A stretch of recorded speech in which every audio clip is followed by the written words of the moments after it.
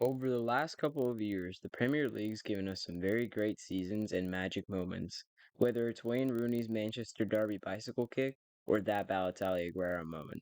With the start of the season being just about a month away, I think it's time to make our very early Premier League predictions. We'll be starting from the bottom, so let's look at the relegation-bound teams of this season. For me, Bournemouth is going to be in 20th. I just don't think that they have what it takes to stay up, and with many other teams that are doing better than them right now, without Eddie Howe, I think they're going to suffer in the league.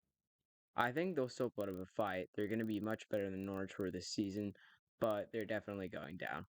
In 19th, I think we have a quite surprising entry. For me, Leeds are going down. After having a poor start to the season and then sacking Marcelo Bielsa, I think they're not going to do well. It looks like their star player Raphinha is headed to either Barca, Chelsea, or Arsenal. So I think they're really going to struggle to have an attacking threat up front. 19th place, down without a doubt. Fulham will occupy the 18th position, being the final team to be relegated. Every year in the championship, Mitrovic balls out and has like 25, 30 goals a season, and everybody expects him to do so well in the Premier League, and he always stinks out, not scoring more than 10 goals. I think this Fulham side is quite strong, and Earl put up a heck of a fight, but at the end of the day, they are the masters of the yo-yo, and they're going to be going back down to our championship. So to recap the relegation zone, in 20th, we have Bournemouth. In 19th, we have Leeds. And in 18th, Fulham round out the relegation zone. This one was a tough decision to make for me. I think that Nottingham have one of two fates. Either they stay up relatively comfortably in 17th, 16th place, like I put them here, or they absolutely stink it up and get relegated with some 18 points. I'm putting my faith in them like I put my faith in Brentford and many other teams before, but we'll have to see how this one turns out. I think they surprised almost everybody, winning the championship playoffs, but so far their performance in the preseason friendlies has been kind of bad. They've gotten whacked by Coventry 3-1 and they barely scraped the win away at Burton 1-0. I think 17th place, narrowly avoiding relegation. Let's pause for a second. At the time of recording this, we only have 99 subscribers, but that's close enough to 100, right? In honor of hitting 100 subscribers, I am going to host a giveaway. I will be giving away 1 month of Nitro Classic in the FootyGlobe Server, a server for people to chill, talk about football, and just hang out. The only requirements to be entered into the giveaway is to be in the server, click the reaction to join the giveaway, and be subscribed to my channel. Anyway, let's move on. In 16th, I'm going to go for Brentford. I think Brentford kind of surprised everybody last season. They ended up finishing 13th in the Premier League, surviving relegation comfortably. I don't think it's going to be a case of second season syndrome, but there were two teams below them, Villa and Everton, who had really bad seasons, and I think they're going to improve this season. Brentford will still comfortably survive the Premier League, but they might have a little bit of a relegation dogfight. In 15th, I have Southampton. This was a tough decision to make because there were a couple teams that I thought were going to fill 15th place spot. Southampton have had a pretty good transfer window, signing Gavin Bazunu and a couple other players, as well as getting rid of some older players and some deadwood in the team that they didn't need. I think their form is going to be an improvement from last season, but they are going to stay in 15th, equal to where they were last season. I could have easily switched these two around, but in 14th place, I've put Everton. This is going to be a tough season and a tough rebuild for Everton and Frank Lampard, but eventually they're going to pull it off. Having struggled this season on the brink of relegation, Frank Lampard managed to barely save them, staying up in 16th place. A new season, a new morale boost for the team. I think they're going to do better than last season, but not good enough to fight for top half of the table like they once used to. Give them 2 or 3 seasons, and I think they'll be right back where they used to be. Moving on to 13th place, I have Brighton. I think Brighton really surprised everybody, finishing in 9th place last season, only 1 point behind Leicester, and tied on points but ahead of Wolves. I think they're going to be able to carry this form into next season, but they are selling a couple of their key players. Bissouma's already gone to Spurs, and it's looking like Cucurella is going to go to Man City. Even though this is a good selling window for Brighton, I think they are going to miss a couple of the players that they're selling, and they are going to struggle a little more, but are still going to comfortably survive relegation and be fighting for mid-table. In 12th place, I have Crystal Palace. This one was also a tough choice as I could have put either team in 12th and 13th or reverse, but I've gone Crystal Palace in 12th. The reason I've done this is because they've had a substantially better transfer window than Brighton. It was a great first season for Vieira, and I'm confident that he can continue his good run of success into the 2022-2023 season. They brought in Cheikh Doucouré from Lens for 21 million and a backup keeper in Sam Johnstone on a free from West Brom.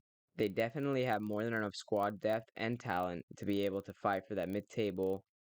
Moving on, I think Aston Villa are going to secure that 11th place spot.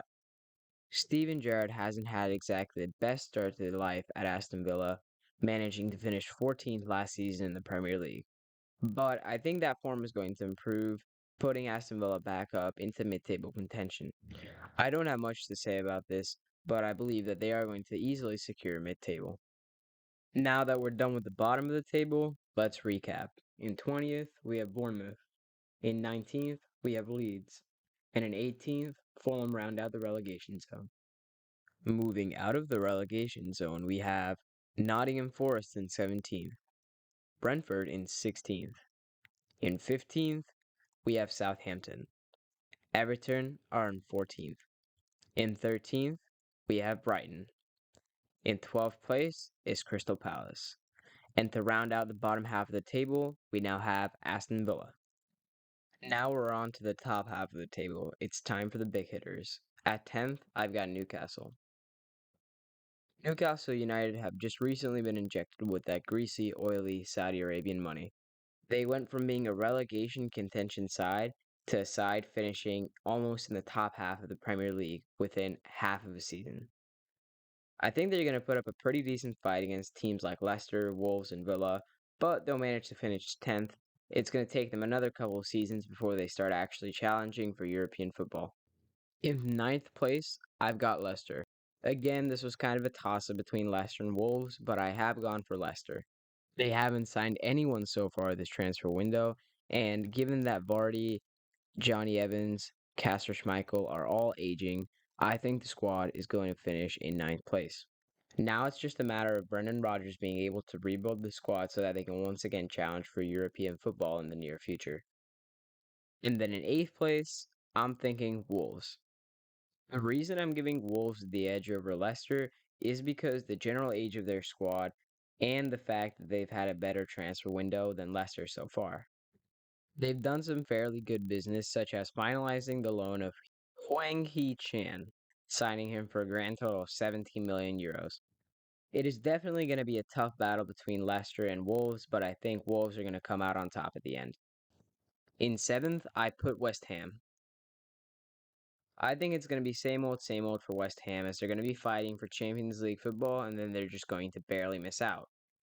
I am going to say that they're going to be so far ahead of Leicester and Wolves, 5, 10 points even, that they're really going to be in contention for those Europa League spots, but they're just going to miss out.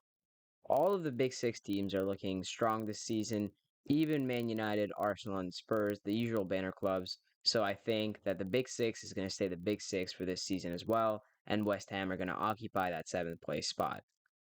Into the Europa League positions, I've got Man United in 6th place. Erik ten Hag started his tenure at Man United off quite strongly with a 4-0 thumping of Liverpool in a preseason friendly.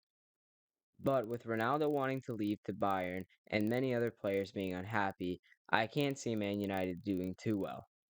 I think they'll still edge out West Ham, but they will not be in contention for Champions League football and will be far behind 5th and 4th place.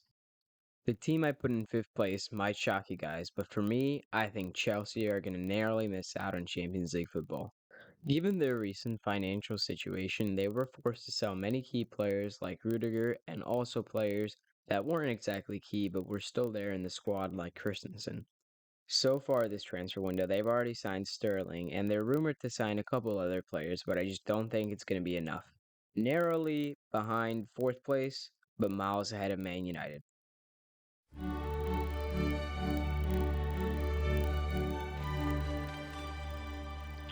Whatever could this be? Champions League music? I know many Arsenal fans haven't heard this in a long while, but I think next season they are going to be hearing it. Because in 4th place, I have the one and only Arsenal. Despite a rough first season from Mikel Arteta, last season he kind of turned his fortunes around. But if Arsenal weren't the biggest bottle jobs in the sport, I think that they would be in the Champions League this year.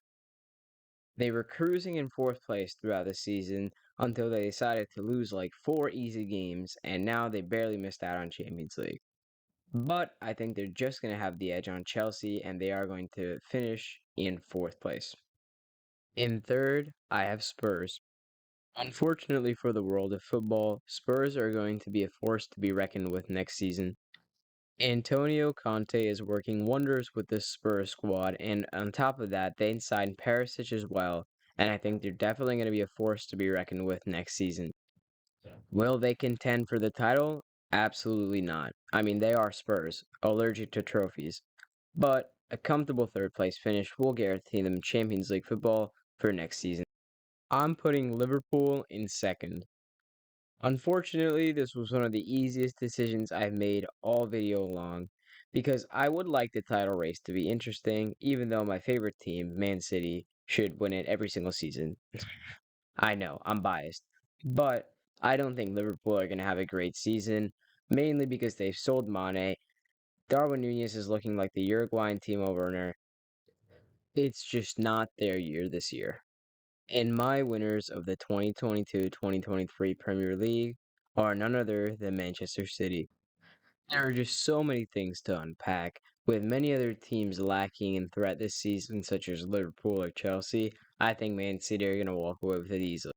Of course, Erling Haaland is going to tear up the Premier League, and Manchester City have easily had the best transfer window so far, both selling and buying wise. Using the money from the Jesus, Ferran Torres, and Raheem Sterling transfers, we financed the signings of Calvin Phillips, Erling Haaland, Stefan Ortega on a free, and a rumor to sign Marc Cucurella as a possible backup wingback or left back. I don't think the title race is going to be that competitive, which I'm quite annoyed at, but I think we are going to walk away with the league title easily, as well as another shot at the Champions League, but you know how that always goes every season. Yaya Toure, please get your shamans to lift the curse. I really want to see us lift the Champions League, and not just on FIFA. Anyway guys, make sure to like and subscribe if you enjoyed this video, as well as check out some of my other videos that I've made before. Please make sure to stick around because I am going to be starting my player career mode uploads on next Wednesday. Thanks for watching, and see you guys next time. Well, they used to have this expression, Gary, typical City.